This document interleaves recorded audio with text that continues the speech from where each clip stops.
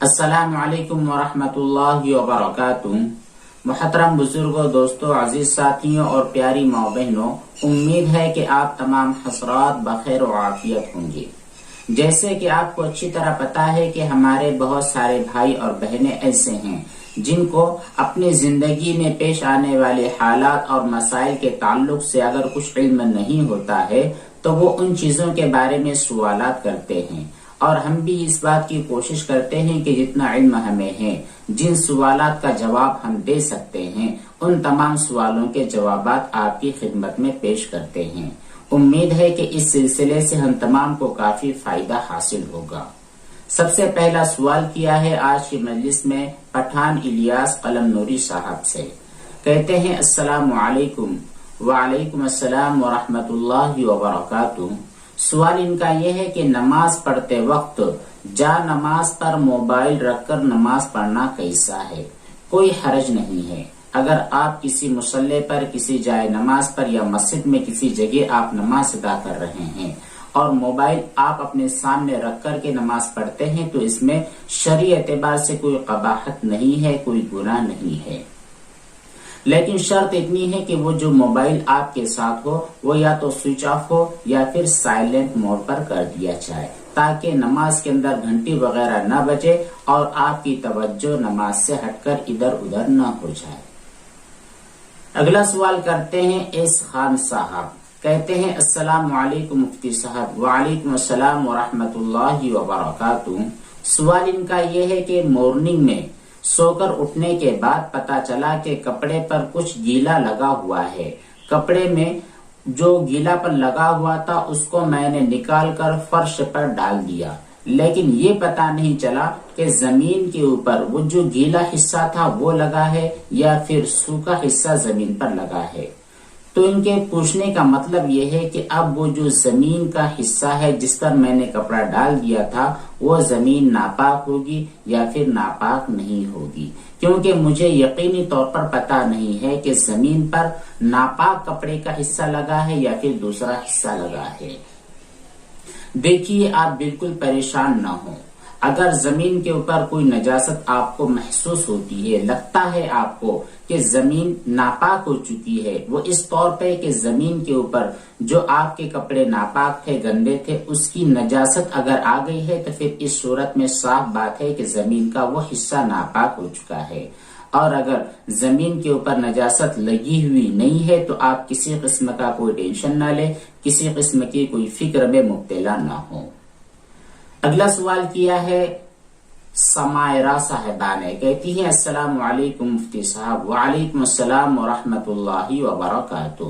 کہتی ہیں کہ میرا سوال یہ تھا کہ حیض ہو جانے کے بعد غسل کے پانی سے نہانے سے پہلے زیر ناف کے بال نکال سکتے ہیں یا نہیں، کیونکہ 40 دن مکمل ہو رہے ہیں اور حیض مکمل ختم ہونے کے بعد 40 سے پلس زیادہ دن ہو جائے گے، کم از کم ایک ہفتہ ہو جائے گا، تو اس صورت میں فوراً 40 دن کے مکمل ہونے کے بعد زیر ناف بالوں کو صاف کرنا ہے یا پھر ایک ہفتے تک مزید انتظار کرنا ہوگا، کیونکہ میں نے سنا ہے کہ ناپاکی کے دنوں میں زیر ناف بالوں کو کاٹا نہیں جاتا ہے۔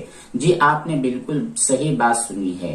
حیض، ناپاکی اور جنابت، ان ایام میں، ناپاکی کے دنوں میں بالوں کو نہ کاٹنا مستحب ہے۔ بہتر یہ ہے کہ آدمی جنابت سے پاک ہونے کے بعد، حیض اور نفاس سے پاک ہونے کے بعد عورتیں اپنے زیر ناف اور بغل کے بالوں کو صاف کریں، اور اگر 40 دن مکمل ہو چکے ہیں، آپ حالت حیض میں ہیں، ماہواری کے دنوں میں ہیں اور 40 دن مکمل ہو چکے ہیں، تو اس صورت میں زیر ناف بالوں کو صاف کرنا ضروری ہے، مزید اور دنوں کا انتظار کرنا صحیح نہیں ہے۔ ہاں، اگر آپ کے مکمل دن نہیں ہوئے، 40 دن نہیں ہوئے، تو پھر پاک ہونے کا انتظار کریں۔ جب آپ پاک ہو جائیں، پاکی کا غسل کر لیں، اس کے بعد میں آپ زیر ناف بالوں کو کاٹ سکتی ہیں، اور اگر 40 دن ہو گئے ہیں تو پھر مزید انتظار نہ کریں۔ اگلا سوال کرتے ہیں رشید حسین صاحب۔ کہتے ہیں مفتی صاحب، میرا سوال یہ ہے کہ بلینکٹ سے اگر منی ٹچ ہو جائے رات میں احتلام ہونے کی وجہ سے تو کیا بلینکٹ کے جو ذرات ہوتے ہیں وہ ذرات اگر کپڑوں پر لگ جائے تو پھر کپڑے ناپاک ہوں گے یا ناپاک نہیں ہوں گے؟ جہاں پر نجاست لگی ہے، منی کے اثرات لگے ہیں، وہ جگہ ناپاک ہوگی، چاہے بلینکٹ کے ہو یا پھر آپ کے کپڑے کے ہو۔ اگر کسی جگہ پر نجاست نہیں لگی ہے، منی کے کوئی اثرات وہاں پر موجود نہیں ہے، تو پھر اس صورت میں کوئی بھی چیز دھونے کی ضرورت نہیں ہے، چاہے آپ کے ہاتھ ہو یا پھر دیگر کپڑے ہوں۔ البتہ جہاں پر نجاست لگی ہوئی محسوس ہوتی ہے، پتہ چلتا ہے حقیقی طور پر کہ وہاں پر نجاست ہے، اسی صورت میں ان تمام چیزوں کو دھونا ضروری ہوتا ہے۔ اگلا سوال کرتے ہیں ارباز سید صاحب، کہتے ہیں مفتی صاحب مجھے یہ پوچھنا تھا کہ ناپاکی کوئی بھی چیز پر لگ جائے اور سوکھ جائے اور اس کو پاک اور سوکھی چیز جیسے کہ ہاتھ، جسم کا کوئی حصہ، کپڑا، بال، چپل وغیرہ اس چیز کو لگ جائے تو پھر وہ چیز ناپاک ہوگی یا ناپاک نہیں ہوگی، یا پھر سوکھی ہوئی ناپاکی کو لگنے کی وجہ سے پاک ہوگی اور پاک ہوگی تو کیا اسے دھونا ضروری ہے یا ضروری نہیں ہے؟ غالباً آپ کے سوال کرنے کا مقصد یہ ہے کہ کوئی چیز ہے، مثال کے طور پر آپ کے پاس کنگھا ہے، اس کنگھے کے اوپر کوئی نجاست لگ جائے اور سوکھ جائے، سوکھنے کے بعد کوئی دوسری چیز، آپ کا کپڑا یا آپ کا رومال یا ٹوپی اس کنگھے کو لگ جائے، تو اس صورت میں آپ شاید یہ پوچھنا چاہ رہے ہو کہ ہمارا وہ جو رومال ہے یا ٹوپی وغیرہ ہے جو سوکھے ہوئے نجاست کے اوپر لگا ہے، اب وہ چیزیں ناپاک ہوں گی یا ناپاک نہیں ہوگی؟ اگر یہی آپ کا مقصد ہے تو اس صورت میں اچھی طرح سمجھ لیں کہ کسی چیز کے اوپر اگر ناپاکی لگ جائے، مثال کے طور پر کنگھے پر نجاست لگی ہے، ناپاکی لگی ہے اور وہ سوکھ چکی ہے، تو اس صورت میں آپ کا کنگھا ہی ناپاک ہے، کنگھے کو دھونا ضروری ہے۔ لیکن جب تک اس کنگھے کے اوپر سوکھی بھی ناپاکی لگی ہے، پھر آپ نے اس کو ٹچ کر دیا، اپنا ہاتھ لگا دیا یا آپ کے بال لگ گئے ہیں یا پھر آپ کا رومال یا کپڑا یا جسم کا کوئی بھی حصہ اس سوکھی ہوئی ناپاکی پر لگتا ہے، تو پھر کوئی بھی چیز ناپاک نہیں ہوگی، کیونکہ اس ناپاکی کے اثرات آپ کے چہرے پر یا آپ کے بالوں پر یا آپ کے ہاتھ پر یا آپ کے کپڑوں پر نہیں آتے ہیں۔ یہاں پر اصول یہ ہے کہ اگر ناپاکی کے اثرات، رنگ، بو، مزہ کسی اور چیز میں داخل ہو جاتے ہیں، اسی وقت دوسری چیزیں ناپاک ہوتی ہیں۔ اگر کوئی اثرات داخل نہیں ہوئے تو پھر کوئی بھی چیز ناپاک نہیں ہوگی، آپ بالکل فکر نہ کریں۔ اگلا سوال کرتے ہیں خالد احمد، مفتی صاحب عورت کو سجدہ کرتے وقت اپنے ہاتھ کوہنی سے لے کر انگلیوں تک پھیلا دینا چاہیے؟ جی بالکل صحیح بات ہے۔ جو عورتیں ہوتی ہے ان کے سجدہ کرنے کا طریقہ یہ ہوتا ہے کہ اپنے بغل کو بازوں کے ساتھ بالکل چپکا کر اور یہ جو کوہنیوں سے ہتھیلیوں تک، انگلیوں تک جتنا حصہ ہوتا ہے زمین پر اچھی طرح لگا کر زمین سے چمٹ کر وہ سجدہ کرے، یہی ان کے لیے بہتر طریقہ ہوتا ہے۔ اسی طرح انہیں نماز ادا کرنی چاہیے۔ اگلی بات پوچھتی ہیں کہ اگر کوئی عورت ایسی ہو جس کو اس بات کا پتہ نہیں تھا اور وہ عام مردوں کی طرح نماز ادا کرتی تھی، سجدے کے اندر وہ بالکل چمٹ کر سجدہ نہیں کرتی تھی کیونکہ اس کو نالج نہیں تھا، اس کی عمر تقریباً 17 سال کی ہے۔ اب جب اسے پتہ چلا ہے کہ سجدہ کرنے کا طریقہ کیا ہے تو اس نے خوب توبہ استغفار کیا اور اپنے سجدے کو صحیح کر لیا۔ تو یہ پوچھنا چاہتی ہے کہ جتنی مدت تک اس نے عورتوں کی طرح سجدہ نہیں کیا ہے وہ نماز قبول ہوگی یا قبول نہیں ہوگی؟ دیکھیے، جس طریقے پر یہ سجدہ کرتی تھی یہ طریقہ ایسا تھا جو نماز کے اندر سنت ہے، اس پر عمل نہ کرنا بڑے گناہ کی بات ہے۔ اب زندگی کے جتنے سالوں تک اس نے اس طرح نماز ادا کی ہے، اللہ تعالیٰ قبول کرنے والے ہیں، اللہ تعالیٰ اس کی نماز کو ضرور قبول فرما لیں گے۔ البتہ جو گناہ ہوا ہے علم حاصل نہ کرنے کی وجہ سے، نماز کے ناقص ہونے کی وجہ سے، اس کے بارے میں سچے دل سے توبہ استغفار کرے اور آئندہ کی زندگی میں وہ یہ کوشش کرے اور پکا ارادہ کر لے کہ اب وہ کوئی بھی کام بنا کسی علم کے نہیں کرے گی۔ اگلا سوال کرتے ہیں حافظ محمد سلیم صاحب، کہتے ہیں السلام علیکم ورحمۃ اللہ وبرکاتہ۔ وعلیکم السلام ورحمۃ اللہ وبرکاتہ۔ حافظ صاحب کہتے ہیں کہ مفتی صاحب ہماری مسجد کے اندر کوئی ساتھی گھڑی بھول کر چلا گیا ہے اور وہ گھڑی بہت دنوں سے مسجد میں رکھی ہوئی ہے اور اس کا مالک ابھی تک نہیں آیا ہے، تو اب اس گھڑی کا کیا کریں؟ دیکھیے، آپ نے جو سوال کیا ہے اس کا تعلق ہوتا ہے لقطہ، یعنی راستے میں پڑی ہوئی چیز کے تعلق سے۔ اب آدمی جو مسجد کے اندر اپنی گھڑی بھول کر گیا ہے، اس کی دو صورتیں ہو سکتی ہے۔ پہلی صورت تو یہ ہو سکتی ہے کہ وہ گھڑی نہایت قیمتی ہو، دوسری صورت یہ ہو سکتی ہے کہ وہ گھڑی بالکل معمولی قیمت کی ہو۔ دونوں چیزوں کے احکام بھی الگ الگ ہوتے ہیں۔ پہلی چیز تو یہ دیکھنا ہے کہ جو بھی چیز آپ کو راستے میں یا پھر کسی جگہ رکھی بھی ملتی ہے تو آپ اس کو وہاں سے نہ اٹھائے۔ ہو سکتا ہے کہ وہ آدمی وہاں پر رکھ کر گیا ہو اور بعد میں آ کر کے اس کو لے لے گا، اور اگر آپ کو محسوس ہوتا ہے کہ نہیں یہ چیز رکھی ہوئی نہیں ہے بلکہ گری ہوئی ہے، گرنے کے بعد اس آدمی کو پتہ ہی نہیں چلا ہوگا، اگر پتہ چلا ہوتا تو پھر وہ آدمی اپنی چیز کو اٹھا لیتا۔ تو اس صورت میں آپ کے لیے ضروری ہے کہ حفاظت کی نیت سے، حفاظت کی خاطر اس چیز کو اس کے مالک تک پہنچانے کی نیت سے وہ چیز اٹھا لیں۔ اٹھانے کے بعد اس کا اعلان کرے، جتنا بھی آپ اعلان کر سکتے ہیں۔ آج کل سوشل میڈیا کا دور ہے، ہر پلیٹ فارم پر آپ اس کا اشتہارات لگوا دیں، اخبارات میں، ٹی وی چینلز پر یا پھر یوٹیوب چینلز کے اوپر اور فیس بک پر، واٹس ایپ پر، جتنا آپ ممکن ہو سکے اس کو وائرل کریں، اس کے مالک تک اس چیز کو پہنچانے کی فکر کریں۔ اگر کسی بھی صورت میں کافی دن ہو چکے ہیں اس کا مالک نہیں آ رہا ہے یا پھر اس کے مالک تک خبر ہی نہیں پہنچ پا رہی ہے، حتیٰ کہ بہت دن گزر چکے ہیں، تو پھر وہ چیز اگر معمولی مقدار میں ہے تو آپ خود استعمال کر سکتے ہیں، اور اگر آپ کسی اور کو ہدیتاً یا تحفتاً دینا چاہتے ہیں تو پھر اس کو دے بھی سکتے ہیں۔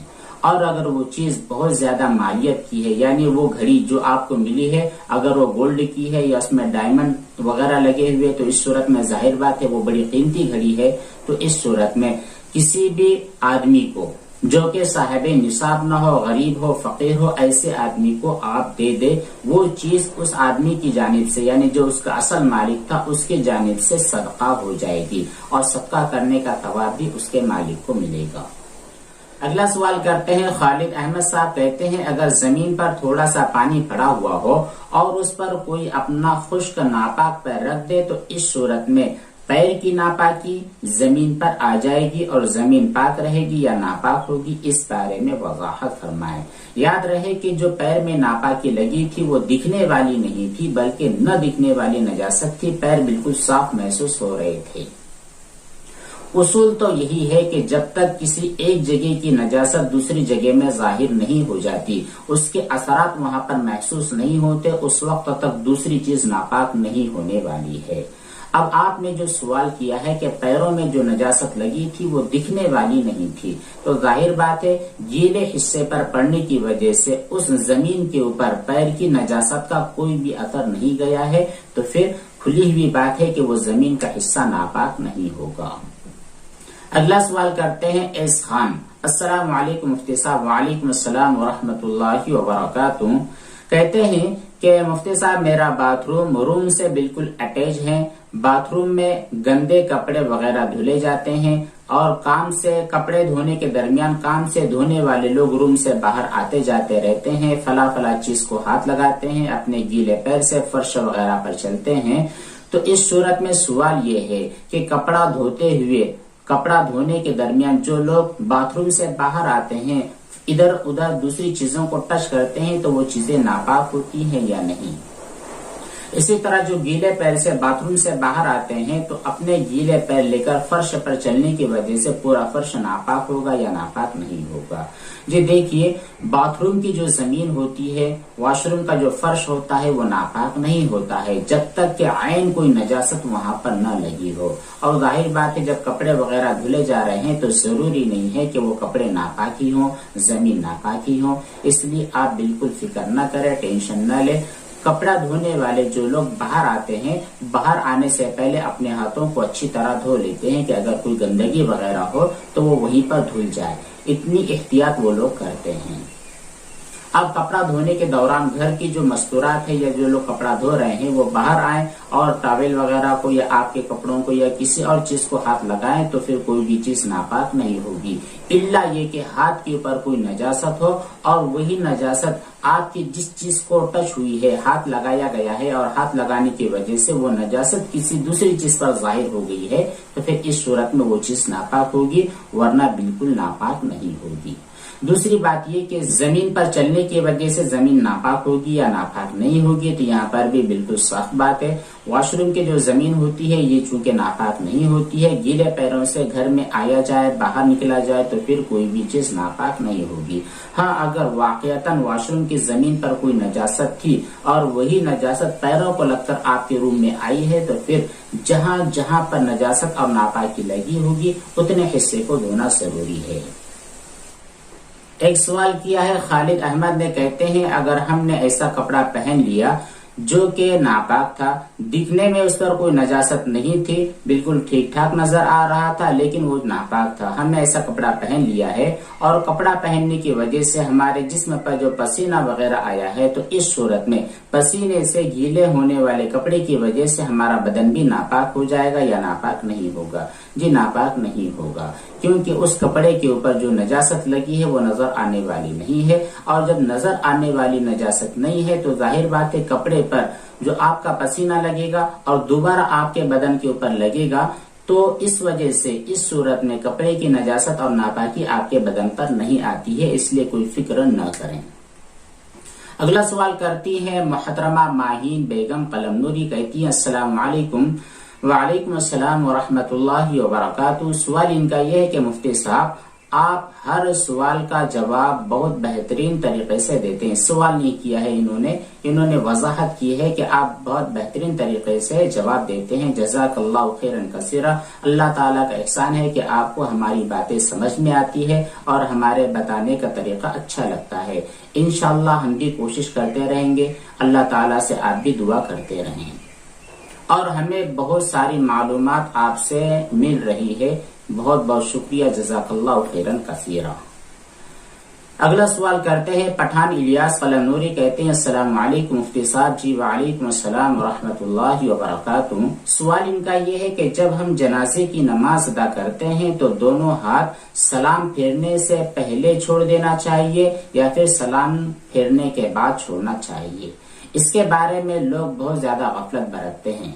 बहुत सारे लोगों को देखा गया है कि जिस वक्त चौथी तकबीर के बाद सलाम फेरा जाता है तो बहुत सारे लोग पहला सलाम फेरने के बाद सीधा हाथ नीचे छोड़ते हैं और दूसरी तरफ सलाम फेरने के बाद उल्टा हाथ नीचे छोड़ देते हैं। गोया कि वो ये समझते हैं कि एक तरफ सलाम फेरने की वजह से एक हाथ छोड़ा जाएगा, दूसरे तरफ सलाम फेरने की वजह से दूसरा हाथ छोड़ा जाएगा, जो कि गलत तरीका है। सही तरीका यह है कि आप पहले दोनों जानिब अच्छी तरह सलाम फेर दे, दोनों तरफ सलाम फेरने के बाद जो दोनों हाथ है उनको एक साथ नीचे छोड़ दें। अगला सवाल भी इलियास साहब का ये पूछते हैं अस्सलाम वालेकुम। वालेकुम अस्सलाम व रहमतुल्लाहि व बरकातुहू। कहते हैं कि केला यानी जो मौज होता है उसको खाने का सही तरीका क्या है?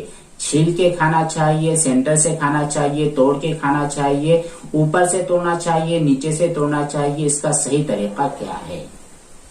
देखिए, जो मौज और केला होता है इसको किसी भी एतबार से आप खा सकते हैं। सुन्नत तरीका क्या है, नबी करीम सल्लल्लाहु अलैहि वसल्लम ने किस तरह छीलकर खाया है, इसका इल्म नहीं है। अलबत्ता केला छीलने के वक्त जैसी भी सहूलत हो, शर्त यह है कि केला हराम ना हो, बस यही चीज है। हराम माल से न कमाया गया हो, ये चीज शर्त है। हलाल तरीके से आपने मेहनत मजदूरी की है, आप केले खा रहे हैं, कोई फल फ्रूट खा रहे हैं, कोई हर्ज नहीं है। जिस एतबार से भी खाने में, तोड़ने में, काटने में, चीरने में और छिलका निकालने में आपको सहूलत महसूस होती है, उस एतबार से छिलकर खा सकते हैं। चाहे आप ऊपर वाले हिस्से से खाए, नीचे वाले से खाए या फिर सेंटर से उसको तोड़ दे फिर खाए, इसमें किसी किस्म की कोई शिद्दत नहीं है। आपको जिस तरह सहूलत मैसर उस तरह खा सकते हैं, कोई हर्ज नहीं है। अगला सवाल करते हैं हाफिज मोहम्मद सलीम साहब, कहते हैं अस्सलाम वालेकुम व रहमतुल्लाहि व बरकातुहू। जी वालेकुम अस्सलाम व रहमतुल्लाहि व बरकातुहू। हाफिज साहब ने सवाल ये किया है कि मुफ्ती साहब, मेरे भाई के बेटे को बेटे की सगी मुमानी ने गोद लिया, यानी जो बेटा था उसको उसकी सगी मुमानी ने गोद लिया है, यानी अपने भांजे को, और दूध वगैरह उसको उसकी सगी माँ ने ही पिलाया है। गोया कि वो जो बच्चा था इसको उसकी माँ ने दूध पिलाया है, लेकिन गोद लिया है उसकी अपनी सगी मुमानी ने। ठीक है, कहते हैं कि मुमानी ने दूध नहीं पिलाया, सिर्फ गोद लिया है, तो क्या लड़के के बालिग होने के बाद वो दोनों गोद लेने वाली औरत और गोद लिया हुआ बच्चा आपस में महरम होंगे या गैर महरम होंगे? साफ बात है, چچی اور ممانی، یہ جو رشتے والی عورتیں ہوتی ہے، ممانی اور چچی، چاہے سگی کیوں نہ ہو، یہ لڑکوں کے لیے محرم نہیں ہوتے ہیں، کیونکہ چچا کا انتقال ہونے کے بعد، اسی طرح ماموں کا انتقال ہونے کے بعد، یا ان دونوں نے جب اپنی بیویوں کو یعنی اس بچے کی چاچی اور ممانی کو چھوڑ دیا ہے، طلاق دے دی ہے، تو پھر عدت گزارنے کے بعد یہ بچہ ان کے ساتھ نکاح کر سکتا ہے۔ اس لیے چچی اور ممانی اپنے بھانجے اور بھتیجے کے لیے محرم نہیں ہوا کرتی ہیں۔ اس لیے جو بچہ ہے، یہ بچہ اپنی ممانی کے لیے بالغ ہونے کے بعد محرم نہیں ہے۔ اس ممانی کے لیے ضروری ہے کہ وہ جو بچہ گود لیا گیا ہے اس سے پردہ کرے۔ اب اگلی بات یہ پیش آتی ہے کہ کیا گود لیا بچہ، یہ جس کو متبنہ کہتے ہیں، منہ بولا بیٹا، یہ بچہ حقیقی بیٹے کی طرح ہوتا ہے، یا وہ عورت جو کسی بچے کو گود لے لیتی ہے وہ عورت اس بچے کے لیے حقیقی ماں کے درجے میں ہوتی ہے یا نہیں؟ تو بالکل نہیں ہوتی۔ جو منہ بولا بیٹا ہوتا ہے وہ صرف منہ بولا ہی ہوتا ہے، اس کے اوپر حقیقی بیٹے کے احکام نافذ نہیں ہوتے ہیں۔ اس لیے بھانجا اپنی ممانی سے پردہ کرے گا۔ اگلا سوال کرتے ہیں پٹھان الیاس قلم نوری صاحب، کہتے ہیں السلام علیکم۔ وعلیکم السلام ورحمۃ اللہ وبرکاتہ۔ سوال ان کا یہ کہ مفتی صاحب مغرب کے درمیان میں سونا کیسا ہے؟ صرف مغرب کے درمیان میں سونے کے بارے میں آپ نے پوچھا ہے، تفصیل نہیں بتلائی ہے کہ تفصیل کیا ہے، عصر سے مغرب کے درمیان سونا یا پھر مغرب سے عشاء کے درمیان سونا۔ تو یہاں پر دونوں نمازوں کے درمیان سونے کے احکام بتلاتے ہیں۔ پہلی بات تو یہ کہ عصر سے لے کر مغرب کے درمیان نہیں سونا چاہیے۔ یہاں پر شرعی اعتبار سے بھی تکلیف ہے، اور میڈیکل سائنس نے بھی بتلایا ہے کہ انسان کے جسم کے اوپر بھی اس کے منفی اثرات پڑتے ہیں، اس لیے عصر سے لے کر مغرب تک نہیں سونا چاہیے۔ یہ وقت بہت کم اور معمولی وقت ہوتا ہے، آدھا پون گھنٹہ 1 گھنٹے کا وقت ہوتا ہے۔ اگر آپ عصر سے مغرب کے درمیان سو جاتے ہو تو عین ممکن ہے کہ آپ کی نیند گہری ہو جائے اور مغرب کی نماز چھوٹ جائے۔ یہ ہے شرعی اعتبار سے نقصان، اس لیے اس نماز کے دوران نہیں سونا چاہیے۔ اور میڈیکل سائنس کے اعتبار سے بتلایا گیا ہے کہ اس وقت سونے کی وجہ سے انسان کے جسم پر منفی اثرات پڑتے ہیں، وہ کمزور اور ویک ہو جاتا ہے۔ دوسری چیز یہ کہ مغرب سے عشاء کے دوران سو سکتے ہیں یا نہیں؟ تو اس دوران سونے میں تو کوئی حرج نہیں ہے، کوئی کراہت نہیں ہے، آپ سو سکتے ہیں، تاکہ تھوڑا بہت آرام ہونے کی وجہ سے آپ تہجد کی نماز میں اچھی طرح بیدار ہو سکے۔ ایک چیز تو یہ ہے، لیکن اگر آپ کو محسوس ہو رہا ہے کہ مغرب کی نماز کے بعد آپ سو جاتے ہو اور آپ کی آنکھ ہی نہیں کھلتی ہے، عشاء کی نماز آپ کی چھوٹ سکتی ہے، تو اس صورت میں اس اندیشی کی وجہ سے آپ کو مغرب سے لے کر عشاء کے دوران نہیں سونا ہے، عشاء کی نماز پڑھ لیں اس کے بعد ہی سوئیں۔ ہاں کبھی کبھار تھکن اور تکلیف کی وجہ سے آپ سونا چاہتے ہیں تو اس میں کوئی حرج بھی نہیں ہے۔ اگلا سوال کرتے ہیں محترم جناب ریاض لاری صاحب، کہتے ہیں السلام علیکم مفتی صاحب۔ وعلیکم السلام ورحمۃ اللہ وبرکاتہ۔ کہتے ہیں کہ بائک کی جو سیٹ ہوتی ہے اس کے اوپر نہ دکھنے والی کوئی نجاست ہے، اور ہم نے وہ گاڑی واشنگ جو شاپ ہوتی ہے جہاں پر گاڑیاں وغیرہ دھوئی جاتی ہے وہاں پر دے دیا ہے، تو اس صورت میں جب ہماری گاڑی دھوئی جائے تو ہمارا سیٹ پاک ہو جائے گا یا پھر گھر پر الگ سے خود سے دھونا پڑے گا؟ بالکل خود سے دھونے کی ضرورت نہیں ہے۔ جب ہم اپنے ناپاک کپڑے یا پھر کوئی ناپاک چیز ان کے اسپیشلسٹ کو دے دیتے ہیں جو کہ ان کی واشنگ کرتے ہیں، دھلائی کرتے ہیں، تو ان کے اوپر اعتماد کرنا چاہیے۔ یقین ہے کہ وہ لوگ جو گاڑیاں وغیرہ دھلتے ہیں وہ پوری گاڑی کو اچھی طرح دھل جاتے ہیں، اور اوپر والا جو حصہ ہوتا ہے، نیچے والا حصہ ہوتا ہے، تمام چیزیں اچھی طرح رگڑ کر اور پریشر کے ساتھ دھو دیتے ہیں۔ ہماری گاڑی کا جو سیٹ ناپاک ہو چکا ہے اس سیٹ کو بھی دھونے کی وجہ سے پاک ہو جائے گا، اس کے بارے میں شک میں مبتلا نہیں ہونا چاہیے۔ یہ تھے چند سوالات اور ان کے جوابات جو آپ کی خدمت میں پیش کیے گئے ہیں۔ اللہ تعالیٰ کی ذات سے قوی امید ہے کہ انشاءاللہ اس سلسلے سے ہم تمام کو کافی فائدہ حاصل ہوگا۔ اللہ تبارک و تعالیٰ اس سلسلے کو ہمارے لیے ذخیرہ آخرت بنائے اور پوری امت کو نفع کا ذریعہ بنائے، آمین۔ والسلام علیکم ورحمۃ اللہ وبرکاتہ۔